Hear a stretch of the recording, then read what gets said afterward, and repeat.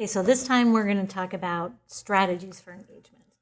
And I was thinking that we've gone through like all the different parts of a lesson, but we really haven't talked about the anticipatory side, the hook. We haven't done that, and we've been really kind of doing instruction with a fire hose and giving them all this information. There's a lot of terminology. It'd be good if we could review some of the terms and the vocabulary in our course. Yeah.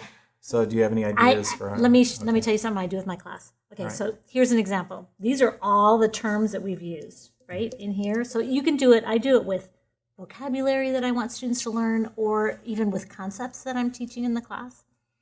I'm just going to take all of these. You put one on each card? I put one on each card. Okay. If I don't have enough for the whole class, I can repeat that, and Oh, that's that's good. fine.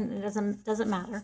But I just put them all together in a pile, and I have the students get them when they come in. So just go ahead and take one, Okay, I got this one. and you can look at it. All right. And I'm going to take one. Okay. Okay. And so then every student in the class takes one. And what we do is we walk around the room and we look at what we have and we try and connect with somebody else. Any connection. Okay. Right? So this is that deeper level of thinking because we're connecting. So I have the hook. And I've got guided Ooh, practice. so how could we Ooh. connect? These are tricky, but Yeah, it they are always tricky. works. It always works. All right. Okay, so hook and guided practice. All right, so let's review first of all from the low level, what does hook mean? So that's when you want to get them right when they walk in the door. You want to get them interested in what it is that you are teaching. Okay. So you want to hook them in. All right. Think about a concept that works. And mine is guided practice, which is we don't want them to start practicing things without us kind of making sure they're on the right track. It's when we talked about perfect practice makes perfect, so we want to make sure that we're guiding them along that before we turn them loose. Right. All right, so we've got to try to figure out a way to So connect I'm these two thinking concepts. that the hook gets them thinking. So now they're thinking about whatever it is we're going to be teaching in class that day. So whether it's supply and demand. But Okay. then the guided practice is practicing that thinking. Because we could even go back to whatever the activity was for the hook and reuse that only now in a new way with guided practice. Right, it might just fit right in. It could be the same thing, but now looking at it from a little bit different perspective with a little bit of kind of extension of what we did here. So Exactly. good. And I do this in several different ways. So then what I would do is we would be together. We were a pair now, right? All right, so I let's do try- something called Connect 4. All right. So there's two other people, and we'll be the All other right, two we'll be people the now. other two people. Okay, All right. so I got objective. Ooh, these go together well. Oh, they do. And All how right, do so what's an objective? an objective is what at the beginning of class where you talk about who and you talk about what you want them to know and be able to do when they're done, and how are you going to know that they know it? And closure is, that's the bow on the package, pulling it all together. It's what they talk about when they walk out of your classroom. And these two better be the same thing. Right. So this is just Yeah. another way of Yeah. doing this and saying, great. so these two go together. So now we've got, All right, so we've so got those Connect two. 4 is when we get together as 4 people, and we're going to try and figure out how all of these go together. So we start developing Which- a really cool lesson this Which way. this is pretty cool Yeah. because like our you go. objective is how our lesson starts. We hook them into the information. We guide them through We it. guide them through it, and we we wrap it up. close. So we're good. So then when I do this and I have that group of 4 standing there, I will make a random way to call on whoever's who's going to tell us what theirs is. So they have to tell us the 4 words. But then just so that I don't have you get to volunteer and you know the connection, so you're going to share the connection. Instead, I'm going to say, the person who had to drive the furthest this morning, you're going to tell us what the that's connection cool. is. So it's a random way to make sure that behaviorally, all 4 are engaged. And I think the thing I love about this the most, we've been talking to our learners about the fact that we want to engage as many people at one time as possible. And so in this case, every student has a card. Every student is connecting with somebody else. Those two are connecting with others. It's 100% participation. It's 100% participation. And I think because it's active involvement, you get the emotional, the cognitive, the behavioral. Well, it's they're all talking of to it. their friends, so their emotional that part is connection, there. right. Yeah. And There's the- the content. and then it's cognitive because they're thinking Right. deeply about it. So there's lots of ways actually that I do this. Can I show you another Yeah, one? show me another one. Okay. So another one would be I would give a stack of all the vocabulary or all the concepts that I want them to review. Okay. And we would sit in groups of however many you want, no more than 4, but somewhere from 2 to 4 people. And we will sit there and put together these words, you and I Well, think about how, let's turn this way because it'll be easier for the camera. Okay. How could we put these together, something different? And it could be linear. So I might say In order, like chronologically. like I would say sometimes I think the hook needs to be before the objective because you hook them in.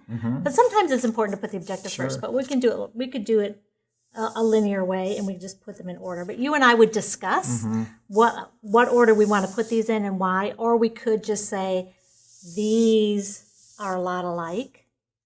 Oh, and group them together in and categories. Group them, the guided practice and independent practice, and this needs to be happening in that. We could even talk about what the difference between introducing something or reviewing something. That changes the order. So if we're going to do an introduction, we might want that real clean, linear approach. But if it's review, or if it's part 2 of a lesson, we might not spend as much time on this. Right. And we might start actually with guided practice because the day before they'd had all these other pieces. Right. So that's a good way to to think about these same terms in a different way. So students can, there's no right or wrong answer.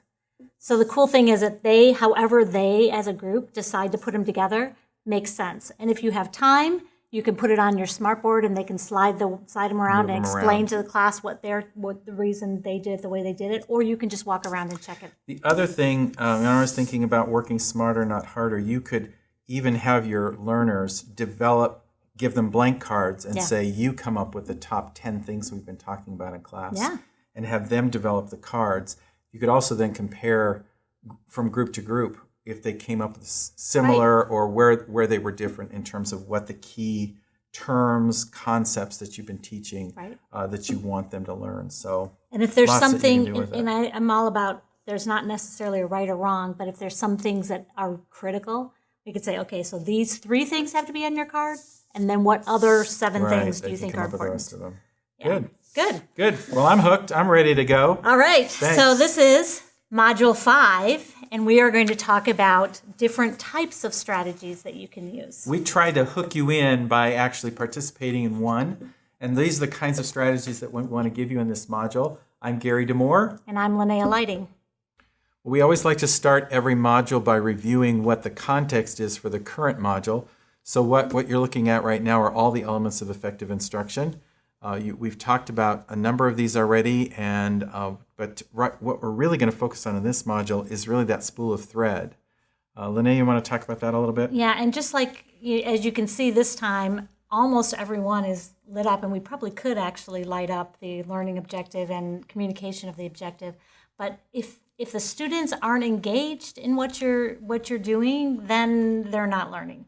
So this is a critical piece. First, we want them to know that objective so that they are understanding and ready to receive that information, but then we want them to actively engage with the material. And if you consider how we started this module, we did it a little bit differently than we've done the other modules. Rather than starting by introducing ourselves and giving you the objective, we actually try to hook you in by engaging you in what you should expect to see for the rest of this module are just real practical things on how to actively engage your students in all 3 areas, both, it's emotionally. Yes, is it fun? Is it fun? Cognitively. Cognitively, what is your level of Bloom's or DOK, depth of knowledge? And emotionally, cognitively, and behaviorally. Behaviorally, how many students are involved? So a lot of these you'll see, in fact, that kind of ties in, well, we'll get to it in a second. Because now we want to tell you what our objective is. All right, so let's go there. So our objective is we're going to give you a bunch of different strategies. So given a variety of strategies, you're going to choose one for your course. So we don't want you to be overwhelmed and think, oh my goodness, I need to do all of these things. No. But just kind of see, we want to give you a few things to choose from, and then you can come back later and maybe find some others. So while you're looking at the module, just kind of take some notes going, I got lost on that one, I'm not too interested, maybe that's for another time, or that's one I want to come back to. So kind of be taking some notes during this. We want to set you up for success for the end because the closing activity is going to be you selecting one of these to incorporate in your lessons. Right. So to try and simplify it a little bit, we're kind of have some loose boundaries. We kind of grouped them as whole group, but you'll kind of see there's some small group that happens. But whole group, small group, and our pairs and individuals. So that's what we tried to do for grouping it. But we have another question for you. True or false, the part of the brain that processes movement is the same part of the brain that processes learning. True or false? How would you even know?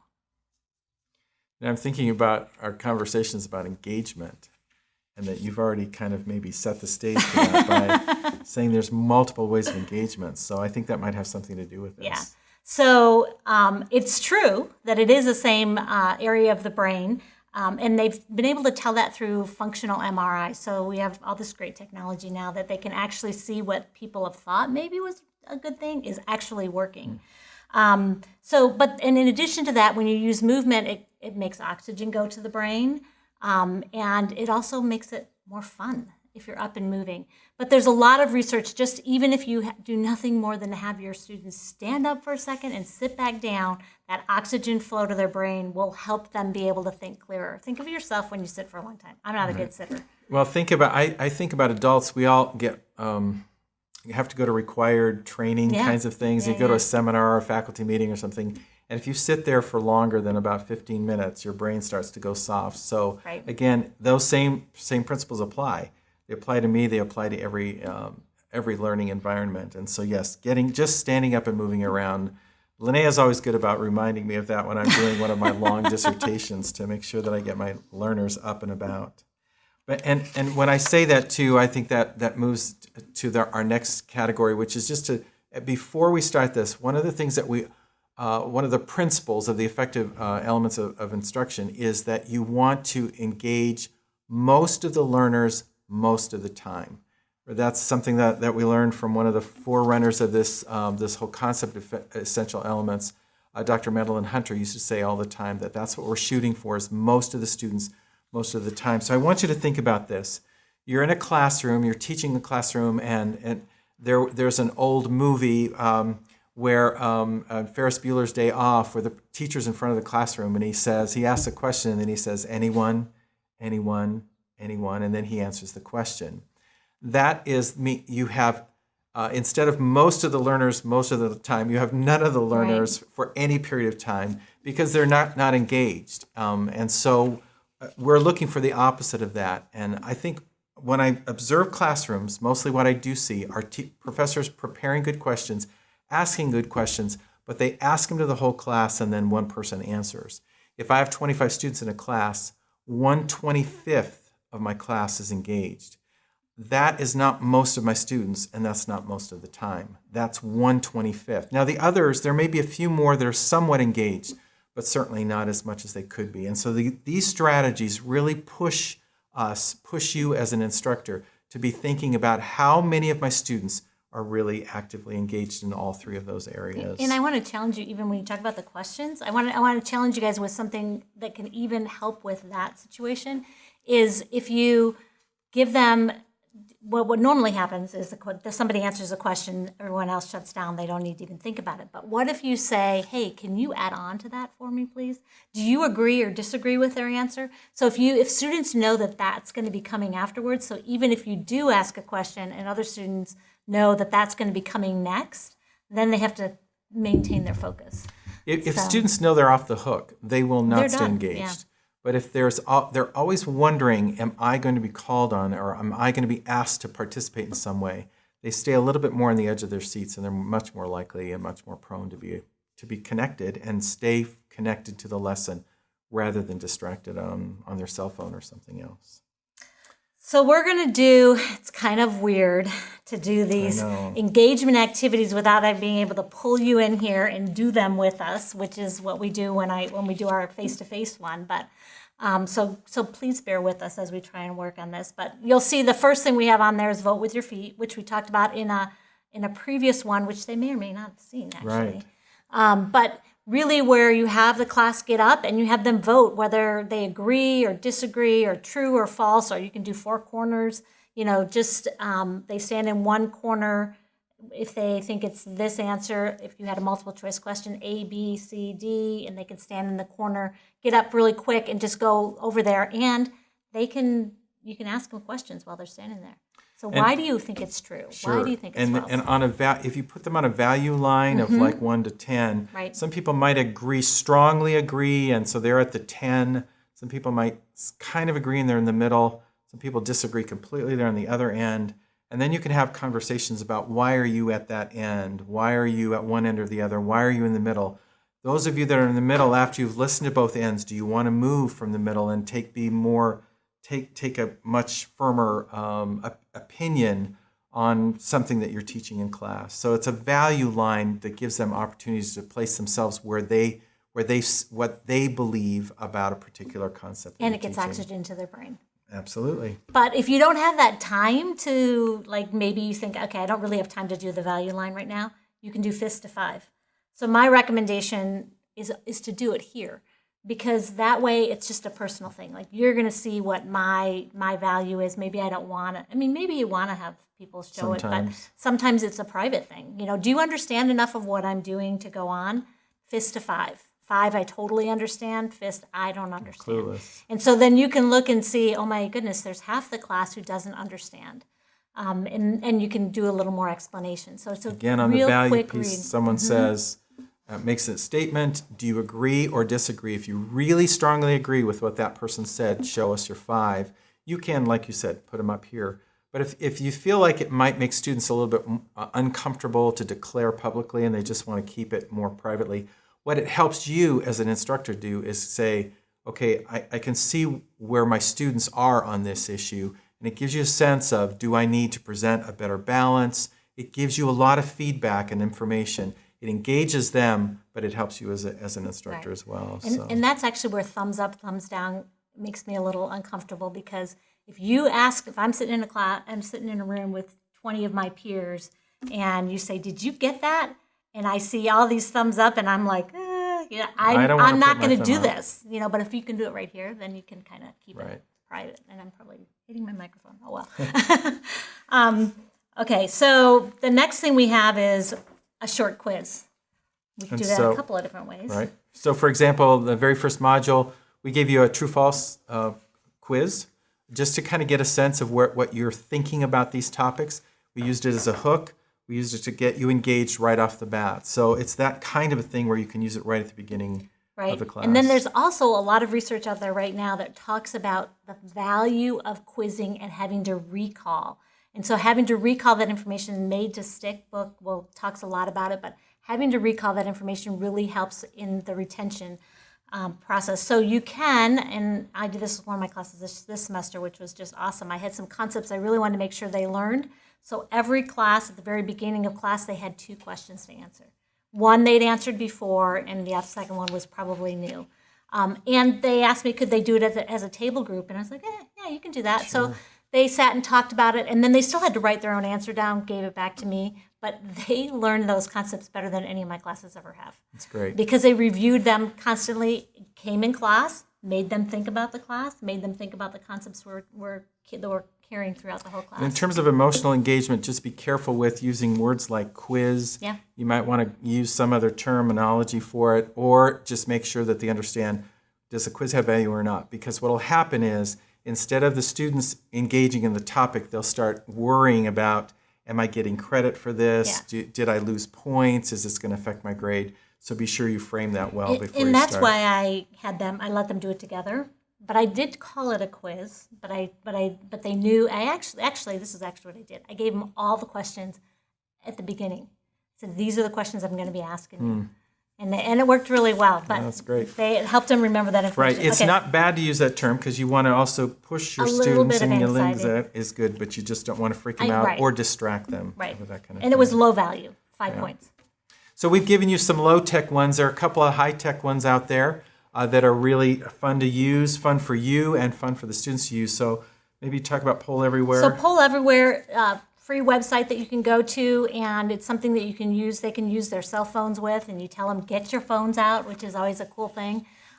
There's a couple of ways you can use it. You put a question, and they will choose true, false, multiple choice. They can even write comments. So you can have a scrolling thing of the comments that they write if you want to ask an open-ended question. And it will appear in your... And it will appear, so I'll just put it right up on the screen. I open it up, put it right up on the screen, and all the things that they're answering. I don't know who's giving those answers. I don't know I don't know who's responding, so it really gives students the opportunity to respond however they want. And another approach is a website that I've used called todaysmeet.com. And the way this works is that it's really more of a conversation between the instructor and the students. So, for example, if it's a back channel, and I have a student who wants to ask me a question but doesn't want to interrupt the flow of the lesson, doesn't want to raise their hand for whatever reason, but they just want to ask me a question. They can send me the question, and I have my laptop in front of me. Those questions are coming in on my Today's Meet. So again, back channel, it's all coming in and it's all live. And then I can start, while I'm teaching and then turning some of my class loose to do some activities, I can be reading those, get a sense of where my students are, and then respond to those questions. I can identify themes. I can find out where my students are confused. They didn't have to publicly declare it. That you can set the parameters on how public and how private you want it to be. It's very easy to use. I'm not a big tech guy myself, and I figured out how to use it very quickly and very easily. And it's also free, so that's good. Of course, they have a for-fee one, but the free one is as good as anything, as much as you'll need. So there are two nice ways to use technology. And again, students all have a personal device on them. They're all going to be taking these out. So you can either, if you can't beat them, join them. So pull these out and have them pull them out, and have them leave them in front of them so that you can see their personal devices as well. And then tell them, I want you to actually use it right now. That way you can have some control over the engagement with your students being engaged with you in your lesson rather than being distracted and off task. Yeah. So debates are always a good thing. Everybody likes to talk about their opinion. And I want to talk to you about another kind of way to do a debate, and that is to do it silently. So I just quickly made this up, but if you want to do a silent debate, and I've done this before, and it's kind of fun, you have students divide their paper into 4 different parts, and you put them in groups of 4. Somehow they're going to have a group of 4. And you're going to tell them, you don't need to write all of this, but I went ahead and wrote it. You're going to tell them what they're going to do. So here's a debate that in education we have sometimes. Should the hook go first, or should the objective go first? Should you get them hooked into the lesson, or should you tell them what's going to happen in the lesson first? So we just use that as an example. And the first person, so everybody has their own paper, and they're writing in this thing, whatever their opinion is. Doesn't matter what their opinion is. They pass the paper to their right, and the next person argues against that opinion. So whatever the opinion was, maybe it's the same as theirs, or maybe it's not the same as theirs, and they argue against it. Then they pass it again, and the third person writes. They agree with that first person, so they reinforce that, and then it's passed one more time, and the last person needs to read all of the input that's there, and now they need to form a brand new opinion from whatever the first one is. And we've talked about levels of instruction, from going deeper in terms of your content. This is a great example of how you do that, because you need to know you need to have a definition of what a hook is, what an objective is, or if you use the term anticipatory set. That's at the low level. You need to know what those definitions are, but then you take them in the debate, and someone has to read, evaluate, and make a decision. So they're analyzing what the response is. They're synthesizing, kind of pulling it all back together, and then the bottom line is they have to make a decision. And that's the highest level of thinking, is when you have to take information, put it together in a new way, and make decisions. So how many students are involved in this, Gary? 100%. 100% of the students are involved in this.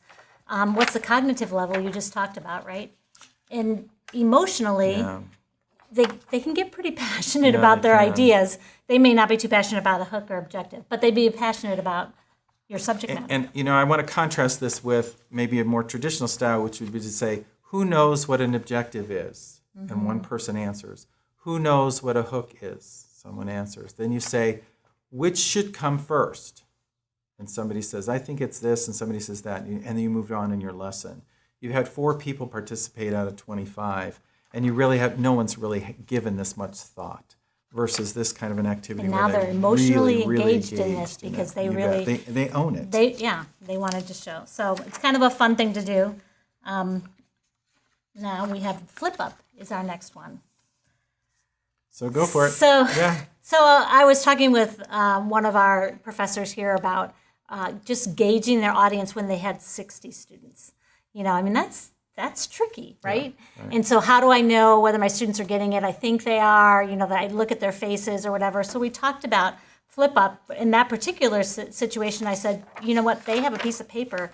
You can ask them a question and they could just write it and flip it up and show it to you. Or what I like a little bit better is when they talk to their neighbor first about it. So, Gary, what do you think about that? And they have a conversation, and now they're sharing what their information is. But we made another couple of ways that you can do it. You can even do a true, false. So we ask a question, true or false. So they can just have a simple note card, and they can show their answer that And way. again, this is the kind of thing, too, where they can hold it close and that way not share it and not be worried about what did my neighbor say or not. They need to own their response. This gives you quick feedback right away. It's kind of like that fist to 5 thing where you can do fist to 5, but you can also do positive, not so sure, or negative. But anything like that where you're getting immediate feedback from all of your students, poll everywhere is another way to do it. It's technology. That's high tech. This is low tech. Piece of paper with TFs on it and say, take out your TFs. I'm going to ask you a few more questions. I need to see where you are, and you need to declare. So it's a real quick way to flip up, show which one and you can do various things on here. You can have numbers on these. You can have yes, no questions. There's no limit to what you can do with the quick flip up card kind of concept. Okay, so the last one we have here for the whole group is called the 4 A's, and it's really, we have it a little bit later because it's really kind of an independent practice thing, a way that they might show that they've done the reading and invested in the reading. Right. But then in class, it's an activity for your whole class to do. So what happens is the students have something to read, or it could even be off of lecture, but they have something to read usually, and they'll write what they agree with that they read. They'll write what they aspire to that they read. They'll write what they argue with out of what they read. And then what assumptions the author made, because we always know the author makes some assumptions when they start. So it's the 4 A's. And so when you come into class, around the room on big sticky notes or whiteboards, depending on what room you're in, you can have those 4 A's listed: agree, aspire, argue, and assumptions. And then the students grab a marker and they just walk around and they start putting their answers that they brought with them to class.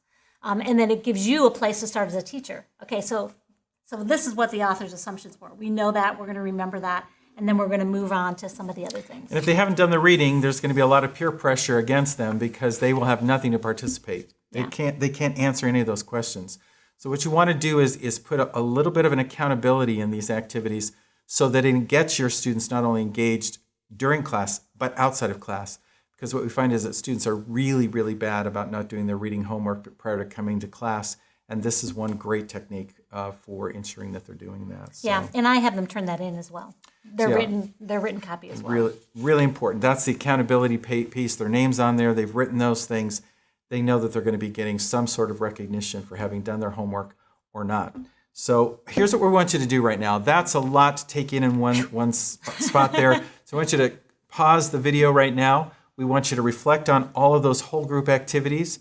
Kind of think again about our idea of involving most of the students most of the time, and select 1 or 2 that you might want to come back to in the whole group activities. And once you do that, we'll take a look at some of the small group and pairing and individual work activities.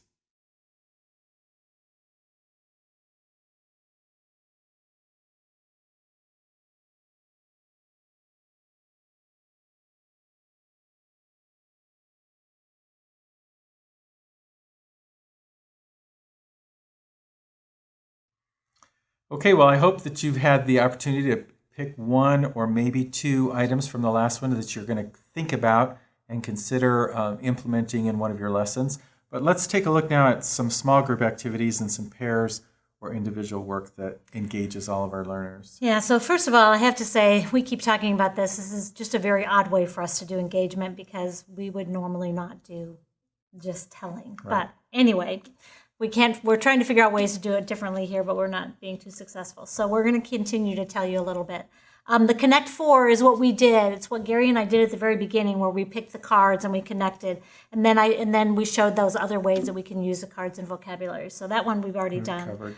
Chat stations, there's a link here, and we'll put it on a handout for you.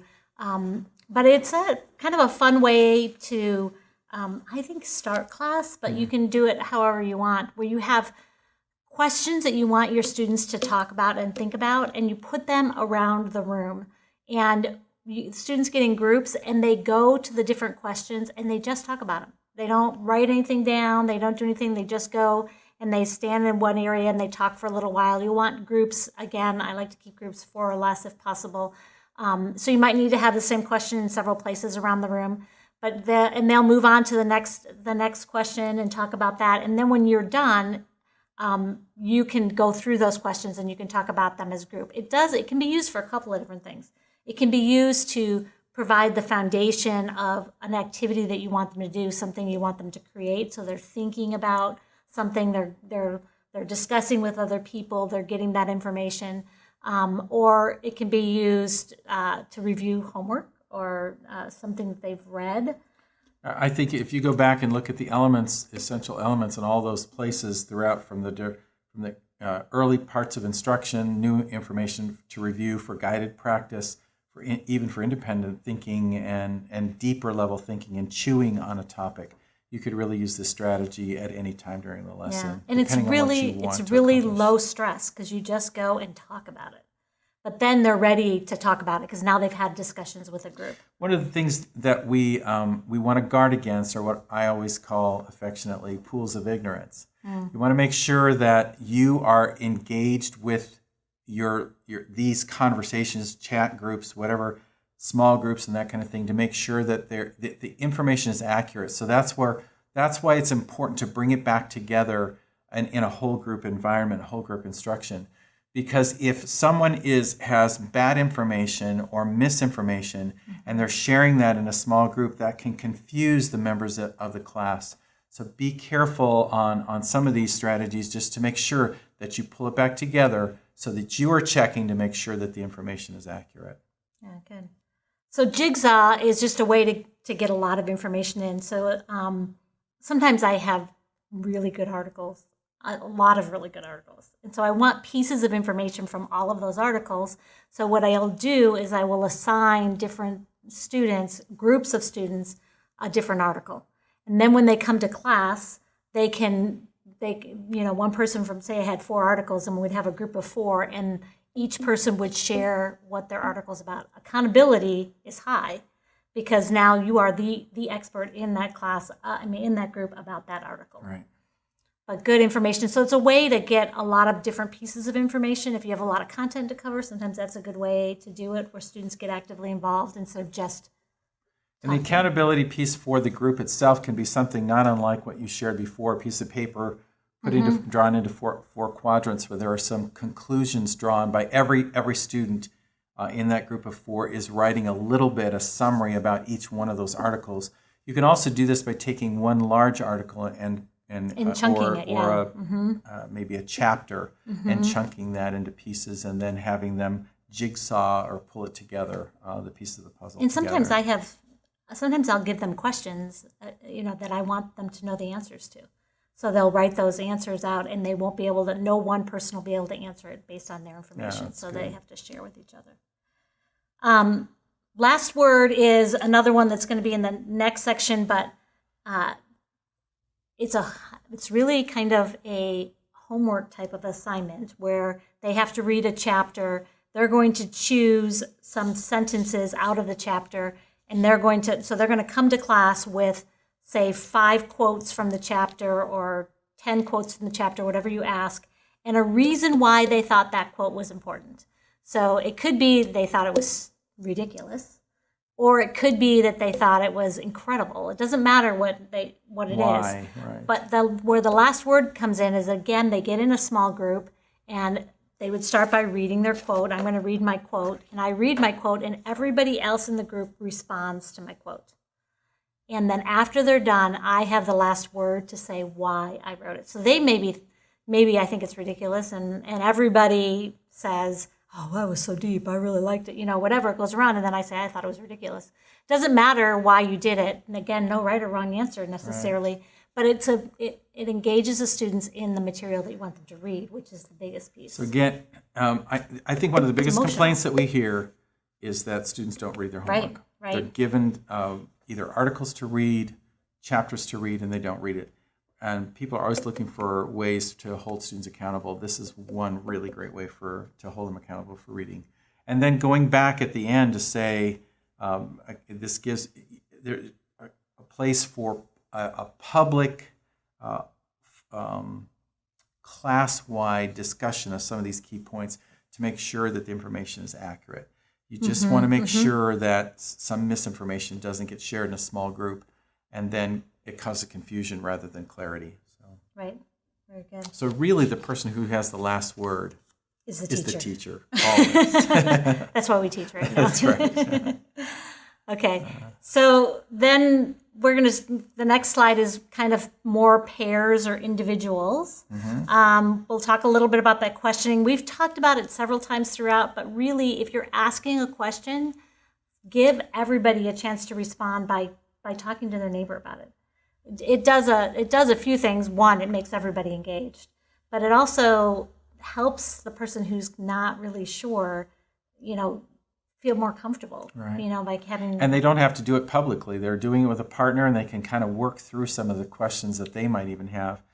Mike Schmoker, we quoted him earlier saying that if you do one thing to fix your lesson and improve your lesson, it would be to write an objective, to then teach to the objective and communicate the objective. The second thing that his research has proven is that if you just use this one strategy of all these things we've talked about, the one engagement strategy of what we call a think, pair, share, where you have students think about something, read something, and then pair up with someone and share what they've learned from it. If you do that one strategy, even if you use it repeatedly, we don't recommend just using one, but if you just did one strategy, this would be the one that would revolutionize your teaching, and your students would gain just so much more in terms of their understanding of a topic. So we're just real fans of pairs and pair shares because they're so powerful. And you think, again, in terms of most of the students, most of the time, if you have 50% of your students saying something while the other 50% are listening, you at least have 50% that are actively and overtly engaged. You have 50% that are covertly engaged. You hope they're listening, and probably most of them are, especially if you hold them accountable that they have to maybe parrot something back to their partner. You actually have 100% participation. Yeah. So. Well, and then if you want, you can randomly call on somebody in your class, because now everybody's had a chance to talk about it, and it's a safer way to talk. Right. Because now I'm not sharing Linnea's opinion, but I'm sharing our opinion. So if people don't like it, then maybe, at least it was the two of us. And there's no reason to ask for people to raise their hands, because now 100% of your students have had a conversation about a topic, and you're going to ask questions about it, and 100% of your students will be prepared with a response. This helps with the students who are very quiet, who normally won't volunteer, and it'll get them engaged and give them an opportunity to participate. And then the students who always participate, who answer every question, they're not getting called on every time because now other students are having an opportunity. But you don't use the strategy of asking a question and calling on someone until after everyone has had a chance to think about it, talk about it, share something about it, listen, and kind of process, and now they're prepared to really engage in a really great conversation in your class, a good class discussion. Yeah. So the other thing we have on here is stand the perimeter. You can, at the end of those, you can have people give opinions or whatever, same kind of a thing where they write it on the back of their paper and they stand around the room. That's something that we started in some of our education classes when we were cramped. We didn't feel like we had room. Then that was a place that students could stand and they could share. And I could share what I thought was the most important or my favorite part or whatever, or however you want to do it. And you can find out other people that had the same opinion as you. And see how many people have different opinions. So it's just kind of a fun way to sum it all up. We had you create a tweet if you were on the writing objectives one. I don't remember which one we had. I think it was the very first one, yeah. So really, I'm just going to tell you, it's amazing what students write for tweets. It's just so fun to read, and it really makes them think and put that into a concise sentence. And so, keeping it in the right number of characters. And so that really helps them kind of sum things up. It's kind of a fun thing to do. Write an analogy. So we're going to be talking about one here, but like engaging students students in a college course is like what? If you can, when you talk about summarizing something, building an analogy is really a tough challenge for you to try to put it into a picture that you would explain to somebody else. And so we're actually going to have you do that later on in the lesson as well. But having your students come up with analogies of the concepts that you're teaching really drives them to think a little bit deeper and also to think in a visual context as well. And it gives them something to connect to, too. So there's a lot of research that the more ways you can have them to retrieve information and remember information, and that's another way to remember some information. Some people really think in analogies. We talked already about 4As. We talked already about last word. 3 whats is a kind of a fun thing to do, which can happen at the end of a lesson. It could be a good closure. It could be, again, on your reading if you want another way that students are going to tell you what they've read. So what did they read? What did they learn in what they read? So what? What is it? What's the relevancy? What's the importance of it? What's the usefulness of it? Now what? How does it fit into what we're going to do in the future? Where do we go from here? What's the next step? So just answering those 3 what questions is a fun way to get students thinking about things. Do you remember double entry journal? So the double entry journal is similar to the last word, except that there's not any talking that goes with it. It's simply an assignment. When students read a chapter, oftentimes we'll have them do a double entry journal where they have to give me a certain number of quotes and then write what they think about that, what it reminds them of, how they write some sort of a reflection on that particular statement. And in one of my classes, I said, because I always have my students, since they're education majors, think about that subject. And so I said, that assignment, I said, how did that, as a student, what was it like? What would it be like for your students? I said, I realize it doesn't mean you don't have to necessarily read the entire chapter to do this. And one of my students told me, he said, I actually read more because I wanted to make sure that my quotes were good. So you never know how students are going to respond, but it's just a way to have them dig into the material and be accountable. And one that I use quite a bit on when I either teach a class or do a seminar is the circle, triangle, square. And I just have students, sometimes I'll hand this out in a sheet, but you can just have them on a piece of paper, draw a triangle, a circle, and a square. And next to the triangle, they can talk about 3 points of the lesson of things that they learned today. What were 3 new things that they came up with? The square are things that squared with what you already knew. And that's really important because one of the things we talk about in education is having a schema or a framework or a place to put new knowledge.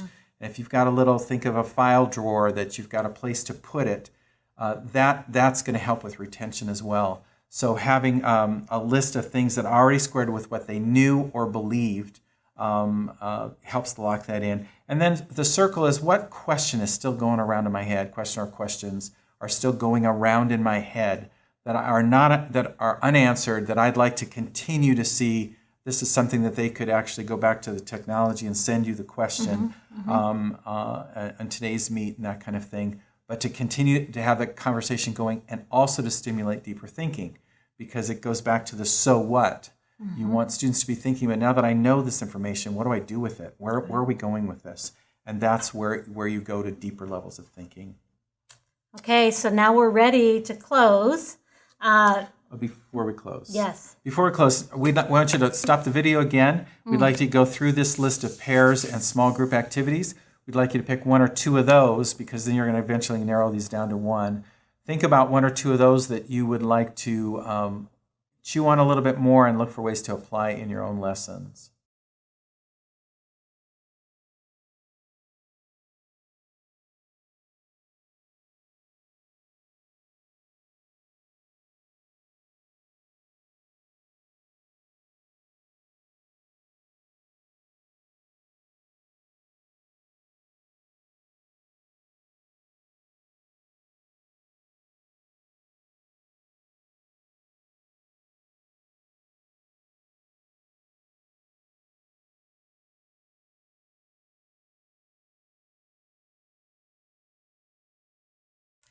Okay, so now we're ready to close.